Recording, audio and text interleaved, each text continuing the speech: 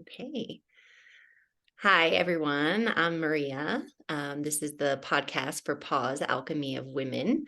I'm here today with my good friend Claire, and she's an amazing yoga instructor here in Cusco, but right now she's in Costa Rica. And I want her to introduce herself and tell me all the exciting things about her yoga experience and how that affects stress and all the good things we're going to talk about today. So, hi, Claire. Hello. Yeah, I guess I'll introduce myself a little bit. My name is Claire Beiersdorf, and like Maria said, I live in Cusco and teach in Cusco, and I'm about to start like a season of working at a retreat center here teaching yoga in Costa Rica. So instead of in person, we're doing this from far away. One cold climate and one very hot climate. Goals But here. I've been teaching yoga for 10 years and practicing yoga for like 16 or 17 years. And it's just made like a profound impact on everyday things.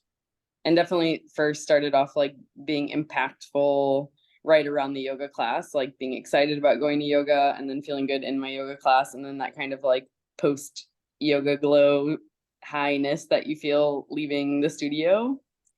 But the older I am and the more I have practiced, I feel like that profound impact just like as soon as I wake up, how I go to bed, how I carry myself like physically and emotionally and energetically throughout the day. So I feel really excited about talking with you, although off record we also talk a lot about our passions as well. So I feel like, yeah. Yeah, and we're just before we started recording, Claire and I were talking about how really Claire is one of the least stressed people I know at all. I think she was born like that, but also she does a lot of yoga. I don't teach anymore, but I used to teach yoga, and I really noticed the difference between practicing once in a while and it seems almost like a chore to when it's a habit of, oh, every day you just do yoga. And I feel the difference in, it's not just like one yoga class a week. It's like, whoa, I'm a changed woman. I feel like it's something in the habit also. Hmm. Yeah. And so just maybe to talk a little bit about, let's see, how do I want to start? Maybe talking about what impact that you've seen, like with stress levels, either, like I said, I think you were born not that stressed, but, what do you feel like either, scientifically about yoga or in your experiences about how yoga or meditation affects your stress levels? Um, I'm here traveling right now with my best friend, like from childhood. And so like we've seen each other through like all the phases of life. Like we've been friends for like almost 30 years. And I think what I have noticed is like those immediate reactions to stressful situations. Like I feel really embodied. And so when something like is triggering or when there's like a traffic or a sudden stop, like we've been driving around the country and I feel like being in cars and being in a foreign country can be quite stressful. A But Latin country and they're driving. Yeah, I just went to the and Dominican Republic and drove around, and I'm not the same anymore. yeah, I mean, it's just like between the two of us, we have to also like have conflict and resolution between like where we want to go and who's driving. And my phone's in Spanish, and like her phone has a passcode. So if like one of us is, there's lots of little things that I think could like elevate our stress levels. But I think over the years, I just have like learned how my body starts to feel temperature wise and like posturally wise when I start to feel the stress of a situation. And I don't try and fight it. I don't try to like just like no stress ever. Like I don't get stressed about not being stressed. I let like, okay, I'm lost, or I don't know. I think I just like let the natural like waves of the day happen, where like there are stressful things that happen throughout the day, and um being stressed about not like, I don't allow myself to be um trying to control my stress levels. I think like I do think that it's important to just like be in the moment maybe, and sometimes that means like you're lost or someone triggers you or something like that, but I guess something that I try to do is to not stay in it for the rest of the day. Let something like happen, let yourself feel like what happens in your body and in your mind and in your thoughts mostly, and then like let that moment pass, and but then try to find your kind of like middle ground. I think that's like something that has been a profound lesson in yoga, is like, you know, bringing yourself up like in a powerful yoga class. Like the postures to me are something that are really like indicative of how like the waves of the day too, of feeling like really intense and hot and like moving and activated, and then on the other side of that like more soft and subtle and resting, and like yoga helping to bring you into the equilibrium between both. Like in yoga postures, you're looking for strength and ease in every posture, and I think that is like a can be applied to outside of the yoga practice as well, of feeling like you're going with the flow without feeling out of control Mm. at the same time. Like, yeah, I'm a friend of mine told me that I was saying, I heard it on a podcast before that was cool to say. Like I've been listening to podcasts, and I've been listening to like wellness podcasts and with my teachers and stuff for a really long time.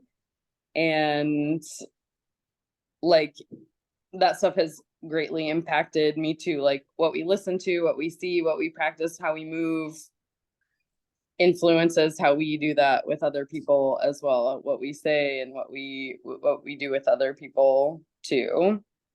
That's like not at all answering your question, but it was just like, No, it is. It's okay because it's really interesting. And I like to hear because, well, you guys don't know, but like I've known Clara for quite a few years, but we don't get in, we don't, I don't know, we don't sit around and talk about these subjects so much.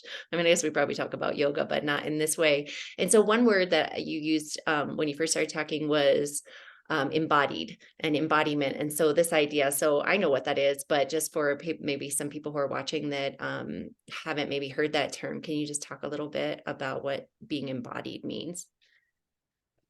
oh yeah, I guess like, Sorry to put you on the spot with that.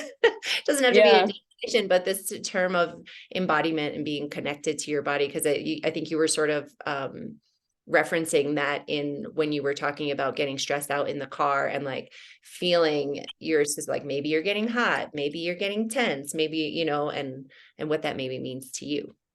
yeah. I had a teacher once say like, as much as you can like have your eyes open and be seeing everything around you and be seeing like far distances, like we have that amount of vastness inside of us as well. And so like I think sometimes we can be very externally stressed. So like we can like, without knowing what's going on and how people are seeing us, we can be stressed, and like we don't know like what we're tensing up. Like even saying the word stress, like I'm clenching my fists. I know And I I feel a think little that stressed talking about stress actually. and Like, oh I feel God. like it's like embodiment is like turning the focus inward. Like what is literally going on in your body? What is your temperature like? What parts of your bodies have just like squeezed or tensed or gotten rigid just like in the moment? And so I feel like embodiment is like is turning the focus internal, as far as what is going on in the situation. There's certainly things externally that we can't control, but like what's like the internal landscape, what's happening inside your body, how's your heart, how's your breath, what are your thoughts, like, just, I guess to me, I wouldn't even know what the definition of embodiment means, but like, upon you asking me that, I just feel like it's turning the focus back into what's going on in my body and what I do actually have control over or awareness of going on inside of me, especially in those stressful moments, like mostly in those stressful moments. I guess like in the pleasurable moments too, it's nice to feel embodied and like feel what it's like to feel joy and pleasure too. Yeah, I think because I've been working with this a lot lately, like when I get really stressed, I tend to kind of I'm so highly sensitive just in every way from being, well, so I was born like that, I think. And so I tend to like um kind of dissociate, like especially if it's something bad, when it's something good, I can kind of get back in my body, but it's not like if something's bad, I kind of like, oh, I'm not in my body. So I come all the way up here, right? And so like what I've been practicing in yoga, I think, because I'm 46, right? I started doing yoga when I was like 19 or 20 or something like that. I definitely don't do it as much as you, but I've definitely, so we're talking like 25 years of yoga. And I remember like not even be able to do Shavasana at the end of class because I was like, ooh, and thinking. And so yoga was one of the main things that brought me back into my body. And I noticed that when I'm stressed and I don't do yoga, um, even if it's like two sun salutations or something, like that brings me back down into my body. And I feel like so many of the people in the world, like especially, in the US and everything, like we just live kind of like up here and not in our body. And for me, that's how I get really pissed off, is because if I'm not paying attention, something happens with my partner, and I'm like, ooh, and I'm not paying attention to like those signals that you were talking about of like, ooh, maybe I'm getting hot, maybe, and so then I'm already pissed off by the time I realize it, so, but if you're feeling into your body more often, and especially if you're used to yoga, and grounding and everything, I feel like, yeah, I can notice. And then I'm like, oh, interesting. You're getting kind of Yeah. fiery, and then it gives you a little bit of space, because I always need to learn like the space in the reaction. I'm like, shit, my reaction it's already happened before I even pay attention. So like paying attention to those signals you talked about, and kind of saying, oh, interesting, like I think what my friend has some phrase like exploratory curiosity or something like that. Just like, oh, interesting how your heart is beating fast and you're getting tense and you're getting mad. And then it gives you a little bit of space before you get pissed off, I think, in my Yeah. mind. Um, and so, yeah, that's an interesting part of yoga that I've found, is like the noticing your body. And then also, I went into yoga because of back pain. I had really chronic back pain, lower back pain for a long time. And that's why I started, right? But then the connection between having these pains and sort of the embodiment and the meditative piece. What are your thoughts on that? I mean, that's like a super vague question, but you can answer it however you want. Like just maybe talking about, the value of, it's a physical practice, but that's not the whole thing, obviously. In the US, often, especially now, it's like you got to get your yoga body, Hmm. and like But your like loop. all of our bodies are yoga bodies. Right. Like, it's like Like if Shavasana is accessible to everyone, then everyone has a yoga body. yeah, yeah. Laying on the floor at the end of the yoga practice is my favorite pose generally. But yeah, maybe just talking about that because sorry, it's so dry here. um, this idea of like a lot of people go into yoga, I think now, like as exercise, or, for me, I didn't do it so much to like get a hot yoga bod. Because also I was 20 and I kind of had one, Not really. I was like, Stereotypically. but and I actually am like, I fit the mold, of like what you're supposed to look like when you do yoga, I guess, just that's how my parents made me. But, I did it for back pain, but some people do it for, physical things. And then talking a little bit maybe about the connection of really the importance of yoga, of like the mental meditative connection in however you Yeah. way about it. I know I said that it's not really a question, but answer it. I I think like um everyone has like their origin story, I guess, of what actually brought them into a yoga class. Mhm. And I feel like whatever brings people in is good, like if it's pain, if it's stress, if it's like body shape pursuits, if it's like aging gracefully, if it's the low impact of it, like whatever brings you onto your mat is good. There's always like an entry point, and I've definitely noticed that with like my private clients, is like working one-on-one with people and working in a yoga therapeutic way has been really, really interesting, because like everyone is working on something like so entirely different.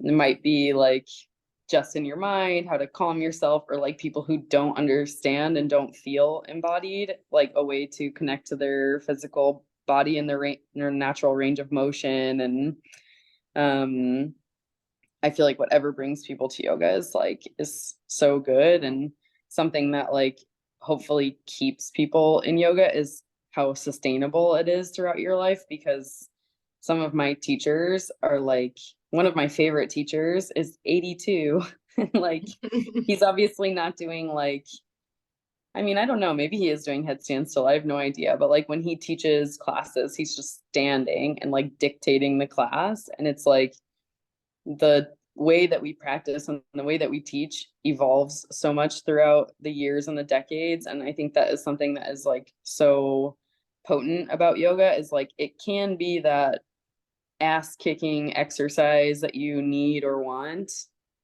but it can also be like, it also is something that you can practice like until you die. Like maybe towards the, like as you get older, because of arthritis or pain or just like immobility, you have to focus on other aspects of the practice. But that's like the phenomenal thing about it, is like there are so many different things that you can do. If like you break your leg, you can still do breathing exercises. If like you can't sit up, you can lay down. There's so many different like access points to the practice. And Yeah, I remember that um class. You did like a series of classes from your bed, I remember on your YouTube channel. yeah, Like bed yoga, which I did just because I didn't want to get out of bed.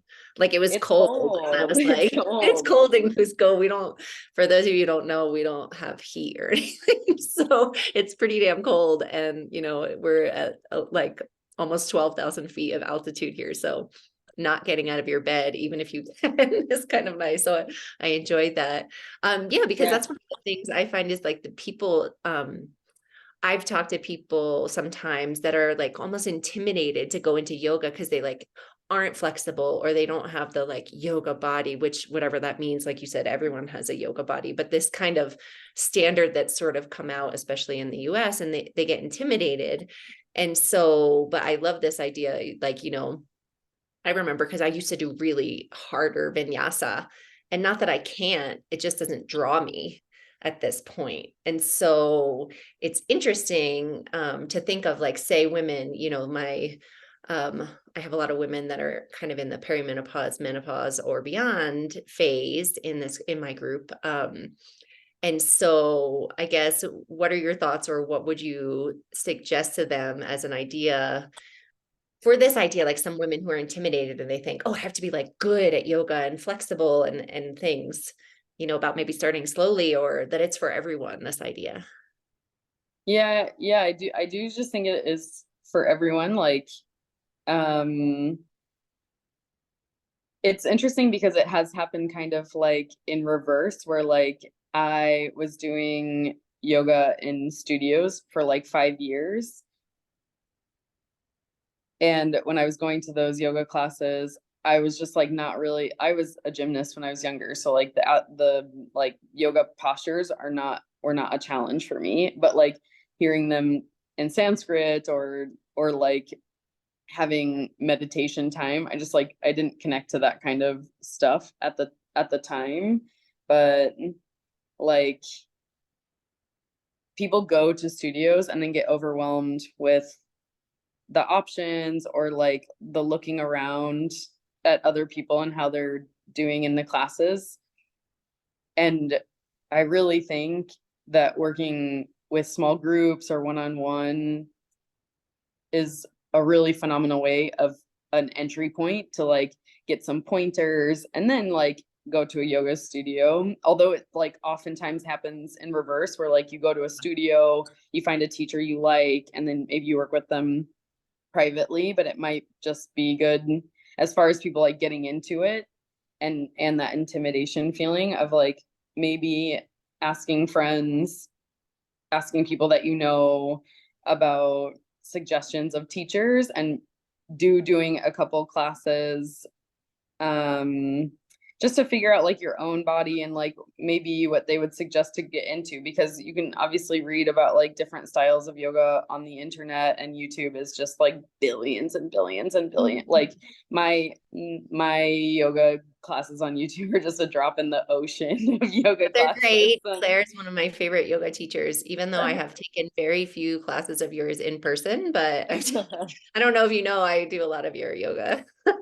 But online. that the thing is like, yeah, I guess something that I was trying to do with some of those classes is like the yoga in bed, all of those classes are less than 15 minutes also. And so like I think people go hard and fast and too hard and too fast often when it comes to setting expectations and like the kind of yoga that they're going to do, but it's like a slow steady path. And like I think that in addition to feeling like less stressed, probably because of my yoga practice, is like I have a lot more patience because of my yoga practice too. And like I know that like getting into a really solid downward facing dog wasn't just like an immediate thing, and it actually, and like a lot of these things take a long time to feel like in it, solid, confident, but like that happens in our life off the mat too. And so I feel like the like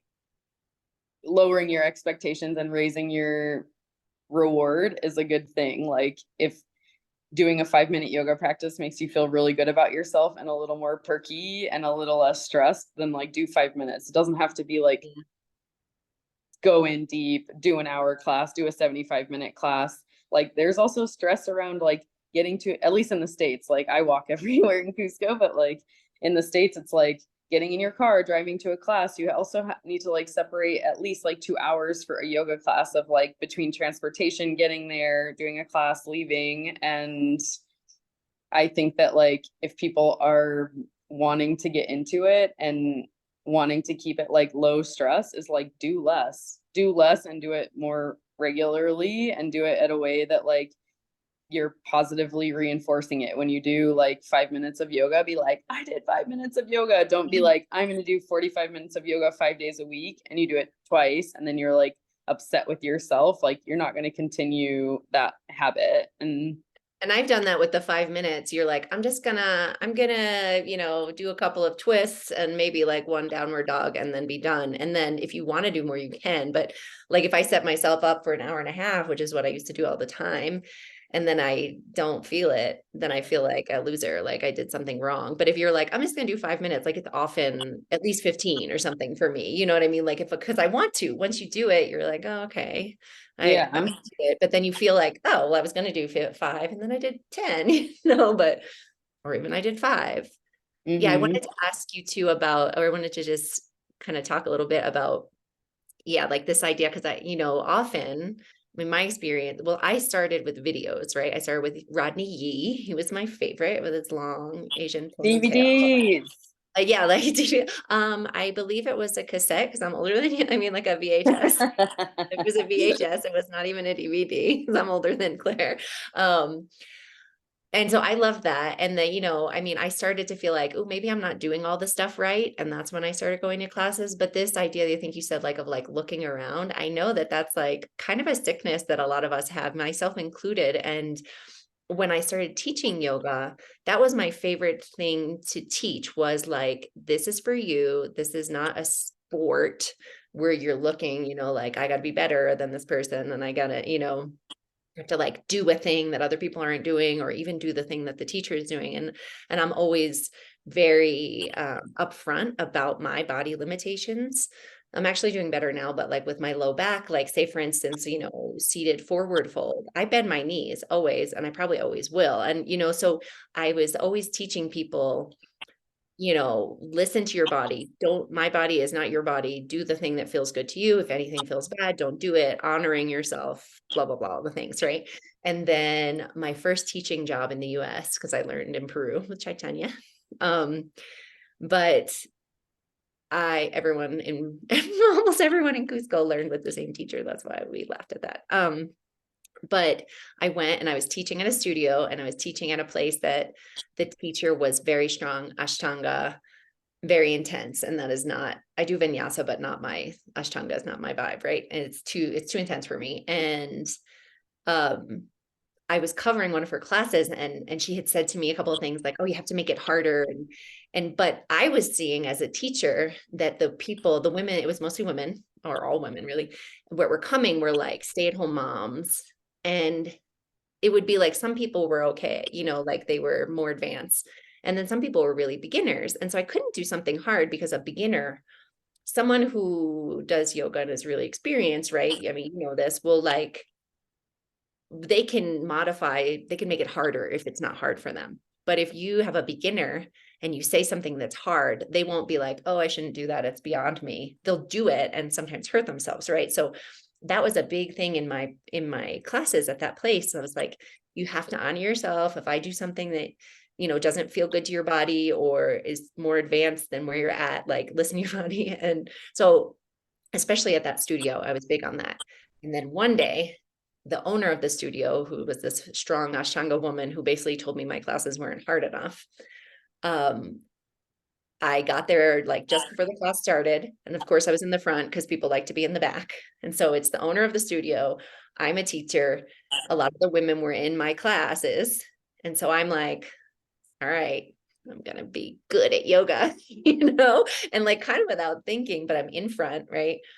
And she did crazy stuff. Like she went like right into peacock, for instance, which if you guys don't know it, look it up. It's kind of a crazy thing and not really that comfortable for women, because you have to like put your elbows basically into your ovaries. Yoga was created by men. We weren't even allowed to do it. Right. Anyway, she did that. And then like something about like swinging forward, like into like seated forward bend. And I did it because at that time I was doing yoga multiple times a day. Actually, I did it. And this is in 2012. When I got into, then I was sitting and I was like, oh, and I felt this burn in my psoas, which is like, this muscle here. I felt this burn there, and I was like, oh crap. And to this day, I have a problem with that muscle. Right. And so it was just funny, because I just say this because it's like, even me, who like my point of my classes is to tell women to like honor their bodies. I'm like going to be a big tough guy in my teacher's class and do all the things. I know I shouldn't do that, and I still did it. So it's an interesting thing about our psyche, is that like this competitive edge comes out. And so I don't know, what are your thoughts on that, or any advice to prevent that other than just blinders? Yeah. Yeah, I think it's challenging to not look around and not like maybe it's okay. It's obviously okay, and what we're gonna do in yoga classes is like see other people who are in the classes. But the challenge would be to like not let that affect your actual movement, and like practicing with your eyes closed is really challenging for your balance. Practicing with your eyes open, you're bound to be like drawn to movement and drawn to like other people, or drawn to like stare at the noisiest person in the class. That I The person breathing the hardest. But yeah, no, I don't know. It's just like, I guess to be aware that like we're going to do it, we're going to be like looking at other people, and then like to try and not compare ourselves or become competitive with ourselves or with them in the practice. Like there's other times for that. There's board games for that, like that's when we can get really competitive. It's just like, just not in your yoga practice. Like, it's totally fine to be like as competitive as possible. Like, I am very competitive. I've had people like quit Scrabble games because Yeah, I'm she's scary. playing. She's a scary girl. I don't want to play against you at all. And then like, but in my yoga practice, I try as much as possible to just like, it's about the individual. It's about me. Not when I'm teaching, it's not about me, but like my yoga practice is for me in the state that I'm in when I'm going into that class. So if I'm going in like really pumped up, like I want to do a hard practice, I want to like challenge my body, then I'm going to do that. And if I go into a yoga practice like super weak and injured and I need like restoration, then I'm going to take all the modifications of that too. And I'm also going to accept either way I'm going into the class, because like that's why it's a practice, is to like practice with yourself at every state of yourself. Like if you're going in stressed, don't do a really hard practice. Like, you know, just find that like equilibrium. It's just like if you're going in super hot, super stressed, like maybe force yourself to like bring it down a couple notches in the practice and like take a rest, take a child's pose, take a restful posture where you wouldn't normally, is like medicine for yourself. Just kind of like that embodying that we were talking about at the beginning of this, is just like try and check in constantly with yourself, even if you're staring at the person right next to you, like the entire practice, be like, okay, come back to yourself. Oh, I like their pants. Come back to yourself. Oh, they can do that pose and I can't. Like, come back to yourself. You know, I think that like in a yoga studio situation, like it's, you just have to make sure that you're there for yourself instead of like for the teacher or for the other students, for sure. Like I have yoga client, I have clients, they're an older couple. They're in their 70s, and like when we practice and I'm teaching, I am doing all of the postures with as much modifications as I can. Not, I'm a teacher, like I'm not doing that practice for myself in that moment, but like I don't want them to see me doing a standing forward fold with my forehead on my shins, because like they're still like years away from doing that, if they will ever do that. And so like I'm showing all the modifications, because just because I assume that they're looking at me too. Like when I do the poses with my blocks, they also use their blocks. If I don't use my blocks, then they also don't use their blocks, even if I tell them to use my blocks. Like we are always looking at other Yeah. people, always, always, always. But like, even if I'm like, no, you use your blocks because I don't need to, it's like they're still gonna do exactly what I'm Right. doing. Well, And and so the reason, yeah, and like one of the reasons I wanted to, I mean, I love yoga and so do you, so this is a fun conversation for me, but just like, I can get off on a tangent and we'll just talk about all sorts of things like yoga, but one of the things that I find most important to yoga and why I thought it was important to talk about this within my group and on this podcast was this idea of, I think all of those things that you're talking about, like the modifications and this, and like the thing I said, especially women, like we often don't think about ourselves first. We don't honor ourselves. We don't do what we need to do for ourselves in the moment. I think that's one of the things that yoga has taught me was, um, like that piece that you said of like, maybe the class is kind of hard and I'm not feeling good. So maybe I need child's pose, and learning that you don't necessarily, like, maybe I don't need another sun salutation. Maybe I need child's pose. And that listening to myself has really helped me, because a lot of women, especially women, I always say like, there's men, but I don't talk about men in this group. Doesn't mean they're not important, just means they're not here, even if they're listening. Um, and so my wheelhouse, men's problems. But this idea of like not taking care of ourselves first and not doing the thing that we need to do in that moment, whether it's a stronger practice or a meditative practice, and like listening to our bodies. So have you found that like you said about being embodied and all of that, that goes with that, but honoring yourself in each moment, do you feel like yoga has helped you with that too? yeah, totally. Like I feel like parts of my day, and it doesn't necessarily have to be in the beginning of my day, but at some part of my day, like I like having little rituals with myself that are like self-care and just like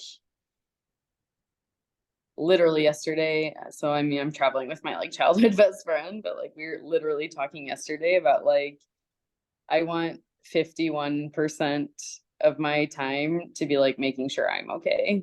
And like at the worst of times, I still want to be like 51% like focused on my well-being, and like if I'm good even 51% of the time, then like that is an enormous ripple effect. And so I think it's important to make sure I'm okay. Like I think that is Yeah, I like mean, really, because we number get this. one thing is like if I'm not stressed and if I'm not anxious and if I'm like doing what I can, honoring myself on a daily basis, and not like all day and like wearing a crown and walking around, but just like, I like like a when I'm good in the crown bathroom. sometimes. I wear a crown about 51% of the 50, time. just 51, but 49% of the time you're not wearing the crown. So I think it Exactly. But I think that those like rituals and little self-care things and just like tiny moments of like check in and honoring yourself are just like of the utmost importance. That's how we manage our own stress. That's how like we're good until we're old and dying. Like that's how we're going to be good with ourselves, is like being good with ourselves now, And so cultivating like a really wide variety of things that I would consider wellness and self-care for myself is good, because like eventually I won't be able to do some of them, or I won't want to do some of them as I age, and like but I still have like a big deep toolkit of stuff that like I know makes me feel good about myself, makes me love myself, makes me feel less stressed, makes me feel like empowered, makes me feel embodied. And so I have like lots of different things that I consider that, like relaxation being like a huge one. Relaxation to me is like a really huge way of like self-care. I feel like from a state of relaxation, not even just not stressed, but like feeling relaxed physically and mentally, I think that like everything is possible. Like I could talk to dictators, like we live in South America, so it's possible that she would just run into I could live um, with my parents. wow. I know that's funny because that's I think it's Krishna Das who says that, he's like, yeah, next time you're feeling really enlightened, go spend a week with your parents or your family. It's like, Love you, mom and it's dad. challenging. My mom is probably listening. So I don't mean you, mom, of course. Um, but yeah, it's interesting, that piece. And, because that's a piece that comes up, like, as I talk to women, for instance, about menopause, things will come up, oh, I'm gaining weight.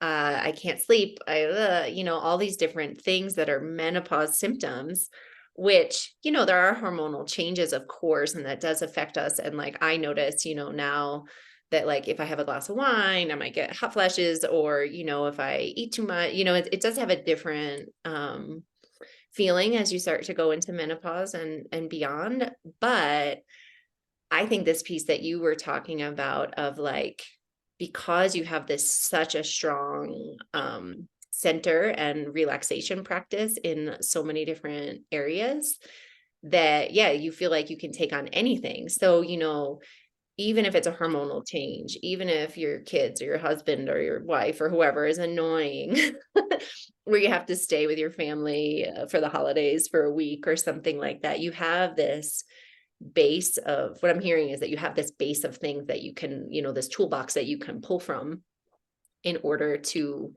yeah, like keep yourself centered and feel good. And I feel like that's such an important piece, as we're getting older, because there's all these like symptoms and issues and problems, and you're going to get wrinkles, and this is going to be an issue, and all of these things, that is all this like, I feel like it's external pressure, most of the things. And so, yeah, I feel like this piece that you're talking about, of having like a relaxation toolbox, I love it. I kind of want to like have an actual toolbox and write that on there, and like maybe even have pieces of paper of like, I need the relaxation toolbox. Like, what do I do? That's actually a brilliant idea.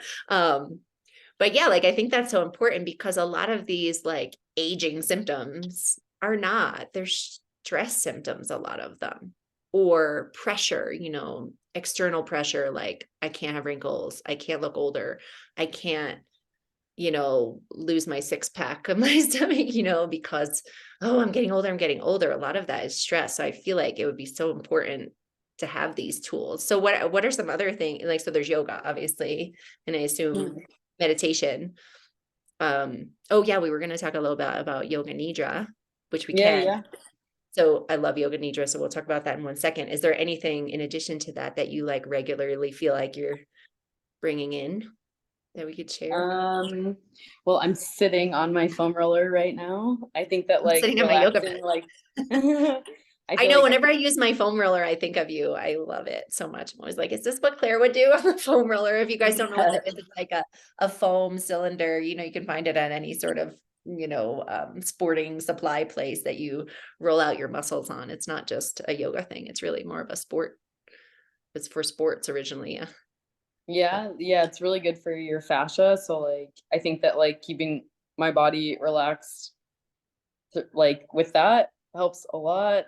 I mean, I think that like affirmations are a big way of being relaxed in the sense of like being like showing gratitude. So like in the mornings while I'm brushing my teeth, I'll like say in a voice out loud like things that I'm gratitude for. I feel like gratitude is a good way of like relaxing too, because there's always some good things that we have in our lives. And um I also think that like, yeah, like yoga nidra is essential as I get older, as like my life changes, as like injury, like persistent injuries can keep me from other things like yoga nidra. For those of you who are unfamiliar with it, is audio. It's guided relaxation, and like it's in the realm of meditation. However, it's entirely guided, and so like you wouldn't necessarily guide yourself through a yoga nidra. You would listen to an audio, and those audios can be for really proficient teachers of it. They can get you into a super relaxed state within 5 minutes, but they're usually kind of between like 10 minutes and 2 hours, depending like if you're using it to Mhm. go to bed or something like, or just like you need a short pause. But yoga nidra is absolutely something that I use as a tool that is like not my own tool. It's other people, like I'm listening to it. It's Claire's And tool if you're a different person because I listen to yours that you sent but me. there's just like there's so many good yoga nidras out there. Yeah, I have like my own, I have a few recorded, but I think that like listening to someone telling you to relax and all the different layers in which we can relax, whether it's like your physical body, your emotional, your spiritual, all the layers that we can go deep, like they the good teachers guide you through the relaxation and like the progression of depth that we can get into with it. And I think that's like a big part of my toolkit, my relaxation toolkit, and my health, my like self-care toolkit is to listen to yoga nidra 1, 2, 3, 7 times a week. Like it's No, I listen, I do it essential. every day. I actually, because, well, last year I got COVID, and then I don't know if it was some form, they call it long COVID or whatever. I don't know if it was that. I actually have the intuition that it was like it triggered when I was in high school, I had mono. So then you have like the Epstein-Barr virus. So I think something and I've read a little bit about it, that it's kind of common that COVID like triggered the Epstein-Barr virus. And so I basically felt like I had mono for like a couple of months. Like I couldn't like walk around the block with my dogs without coming back and going to bed. And I was really having a hard time. And I was having like a lot of like personal emotional struggles in my house and things like that. And so everything just kind of built on each other. And I was like, am I like having a nervous breakdown or something? And then I had been doing yours, and then our favorite, the Ali Boothroyd, who she's a yoga nidra favorite. We love her. And I started doing that every day, and I would do it like sometimes I would do it 3 times a day, and like just even like a 15-minute one. But now it helped me so much because I couldn't sleep enough to feel rested. And so it's like somehow it's meditation and it's all, you know, I mean, I know they call it yogic sleep sometimes, you know, but it's like, it's such a profound resting that I've never experienced from any other type of meditation or anything like that. And now, so I listen to it in the morning, like I'm still in bed. So I wake up kind of early and then I don't actually get up and I just like, you know, pop a yoga nidra on and then it somehow like gives you more sleep. Like in that time, I feel like, oh, I'm not quite ready to get up. And then I do that. And instead of making you tired, it actually, I'm like, oh, I could wake up now. It's, Incredible. it's so interesting. Yeah, it's the best. Yeah, I know. At some point, I'm going to do a video on like the scientific specifics of that, but let's not go into that now. So, Yeah. so speaking of relaxation, I know that Claire has a hot date to go to the beach. I'm very jealous. There's no beach anywhere near here, and if it would be freezing because it's winter in Peru. I want next time. Let's both be in Costa Rica when we. um. So yeah. Is there anything else that you feel like it's important to add? This time. Um,